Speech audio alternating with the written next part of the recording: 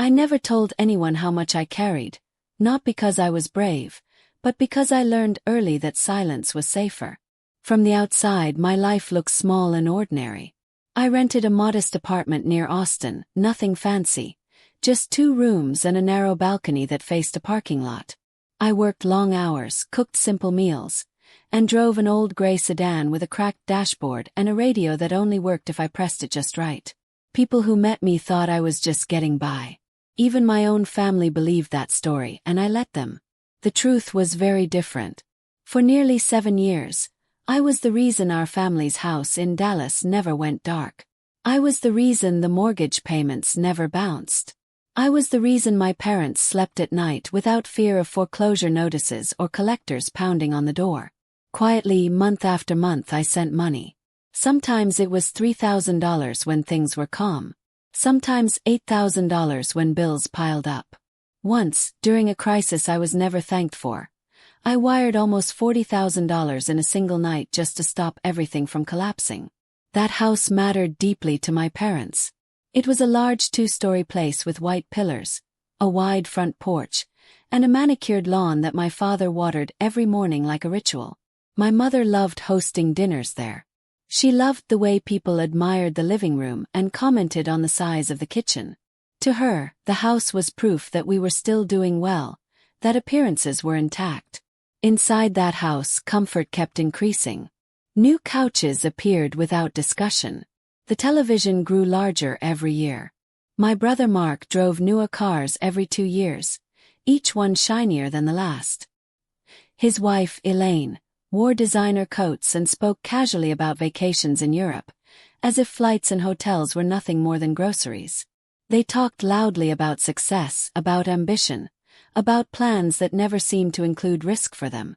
Everyone believed Mark was the successful one. I never corrected them.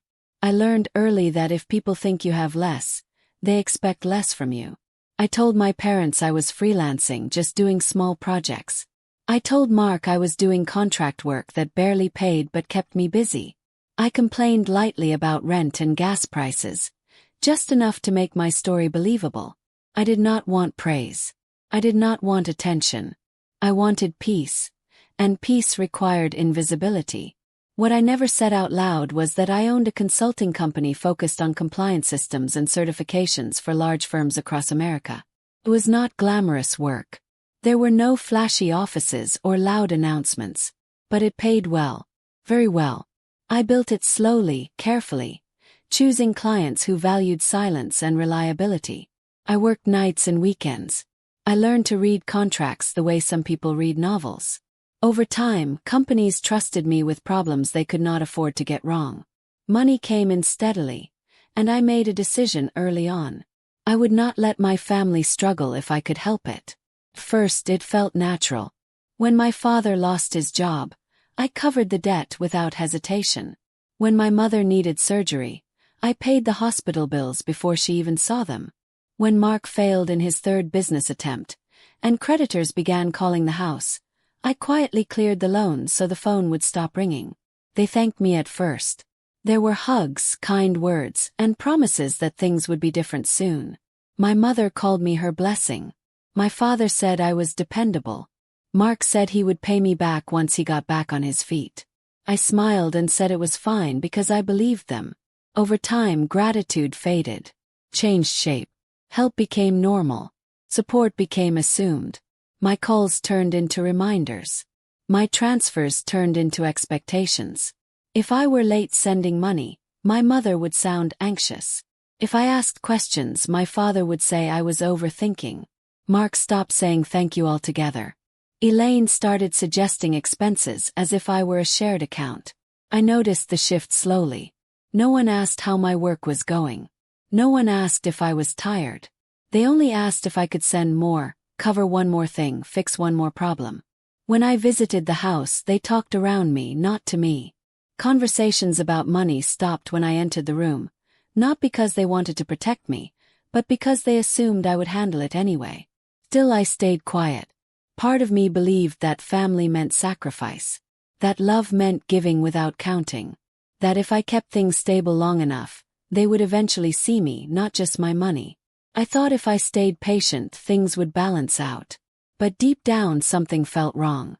I sat alone in my apartment many nights, laptop open, bank statements glowing on the screen, wondering how long I could keep carrying everything without breaking. I watched the city lights outside my window and asked myself questions I never asked out loud.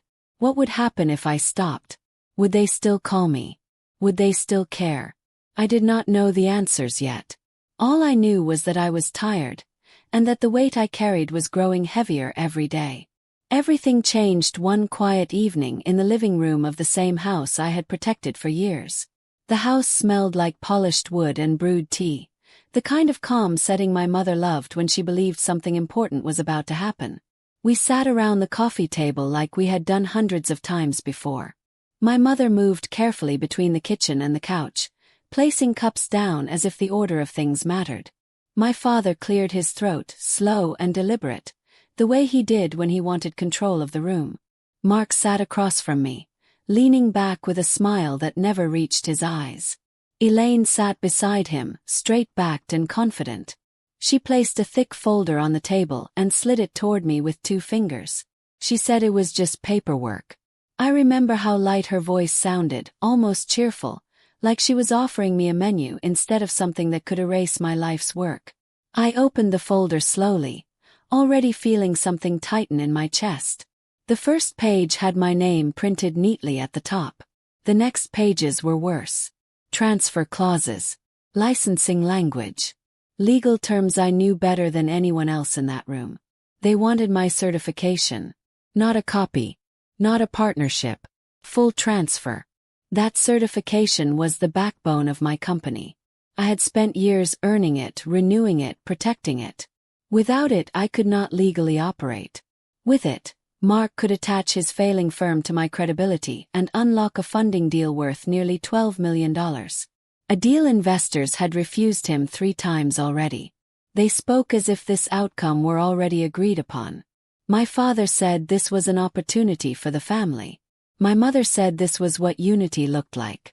Mark talked about vision and growth, words he liked to use when he wanted something he had not earned. Elaine spoke about timing, about how everything would fall into place once I signed. No one asked me if I was willing. They told me Mark deserved another chance. They reminded me that he had a family to support. They said I was still young and could rebuild if things went wrong. My father leaned forward and said it was time I stopped being selfish. My mother said signing would prove my loyalty in a way words never could. I looked at their faces and realized something that made my stomach turn. They were not asking. They were informing me. For a long moment I said nothing. I flipped through the pages again, slower this time, reading every line even though I already understood the consequences. My hands were steady, but my thoughts were loud. I thought about the nights I worked until sunrise. The deals I turned down because they felt wrong. The risks I carried alone. The money I had sent was to keep this very house standing. Then I closed the folder. Said no. The word sounded small, but it landed hard. The room went quiet in a way that felt unnatural. My mother's hand froze around her teacup. My father's face tightened. Mark's smile disappeared instantly. Elaine's eyes narrowed, sharp and calculating. Then the pressure began. My father raised his voice first. He reminded me of everything they had done for me growing up. Food, cool, shelter. As if those things were debts I still owed. My mother followed, her voice trembling, saying she never thought one of her children would turn her back on family. Mark accused me of jealousy, said I could not stand seeing him succeed. Elaine said I was trying to destroy the family out of pride. Words came at me from every direction. They said I owed them. They said I was ungrateful. They said I was cold. They said I was dramatic. They said I was overreacting. Every sentence carried the same message. My value to them existed only in what I could give. I tried to explain calmly. I told them the certification could not be transferred without consequences. I told them it would destroy my business. I told them there were legal risks they were ignoring. My words fell flat. They did not want explanations. They wanted compliance. My father stood up and said if I walked away from this, I would regret it. My mother cried softly, asking how I could do this to her.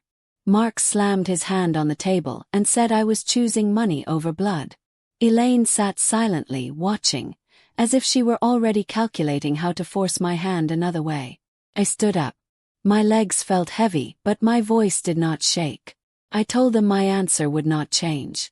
I told them I needed space. No one tried to stop me. No one apologized. No one asked me to stay. I walked out of the house I had saved more times than I could count.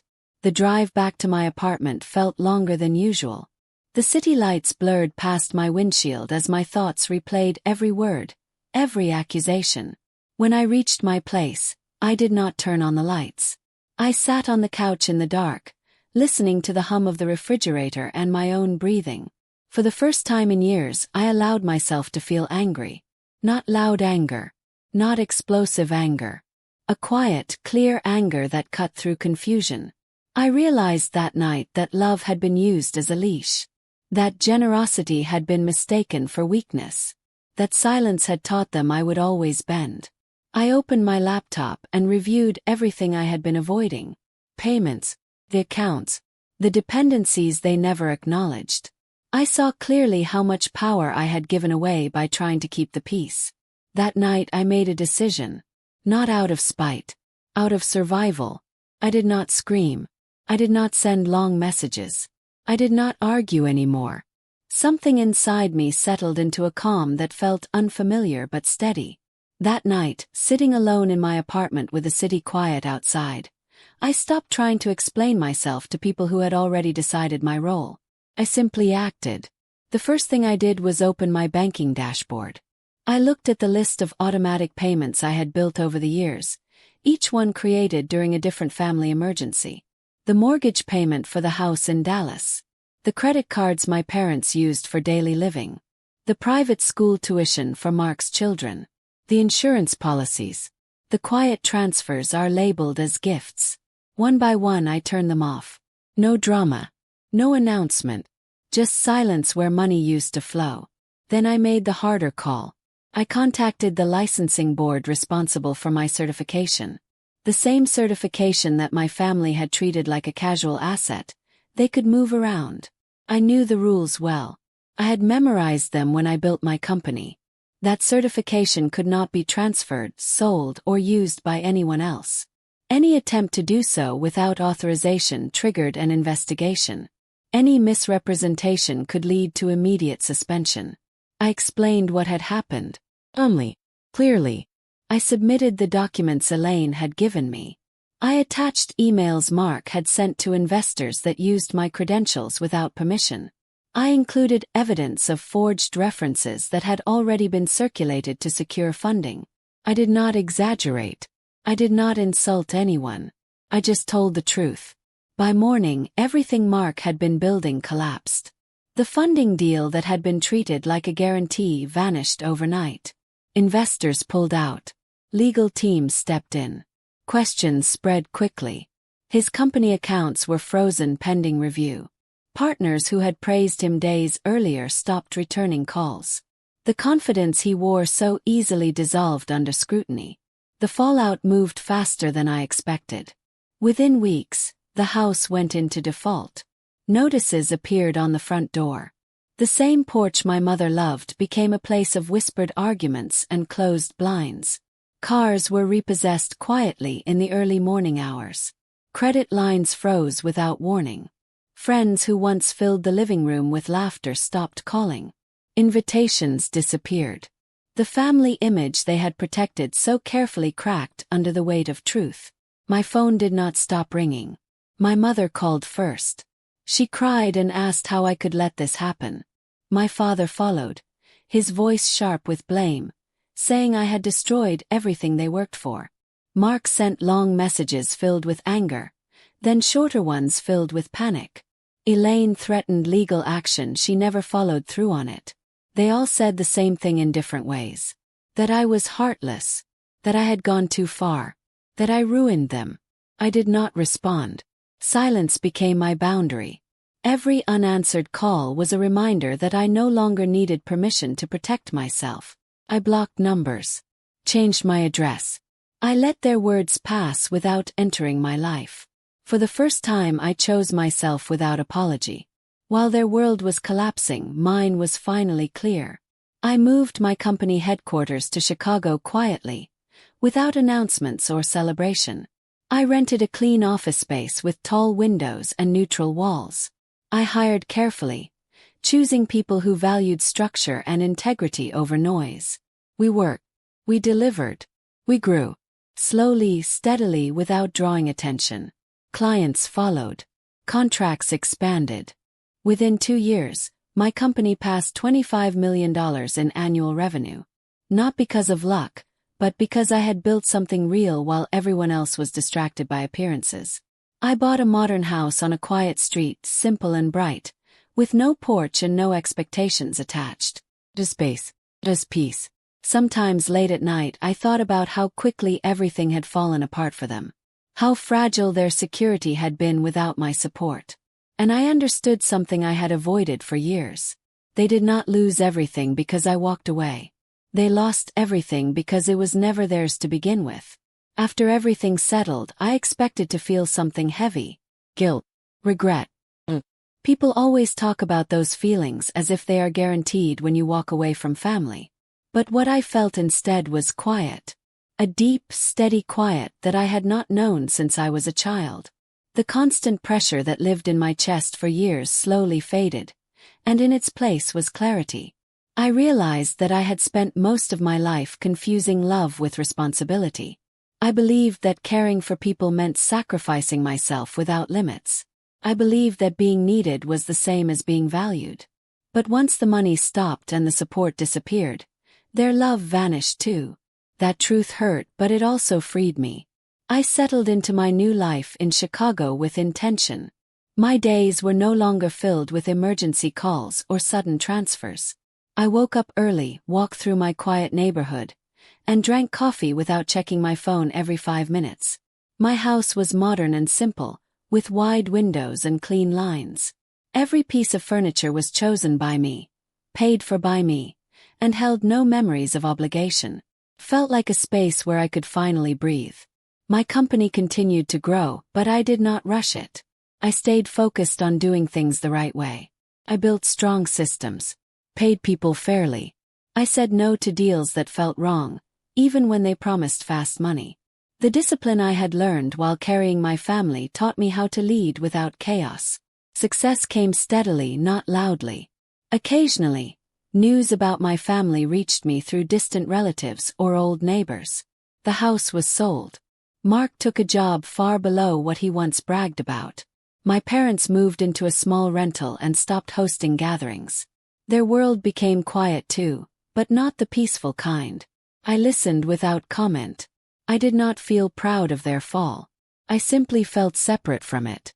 For a long time I questioned whether I should reach out. Whether forgiveness meant reopening doors. But every time I imagined contact, I remembered that night in the living room. The folder is on the table. The certainty in their voices that my life was theirs to use. Forgiveness did not mean returning to the same position. Healing did not require self-sacrifice. I learned to build relationships differently. Slowly, carefully. With people who asked questions and respected answers. People who did not assume access to my time, money, or energy. I learned that generosity feels different when it is chosen freely. It no longer comes with fear or resentment. Comes with peace. There were moments when loneliness appeared, especially during holidays. But even then, I reminded myself that being alone was not the same as being used. Silence felt safer than manipulation. Calm felt better than approval. One evening, as I sat in my living room watching the city lights fade into the night, I thought about the younger version of myself. The woman who stayed quiet, sent money, and believed patience would earn love. I wished I could tell her that strength does not always look like endurance. Sometimes strength is knowing when to stop. I did not lose a family. I lost an illusion. What I gained was a life built on truth. A future that belongs only to me. And a peace that no one can take away.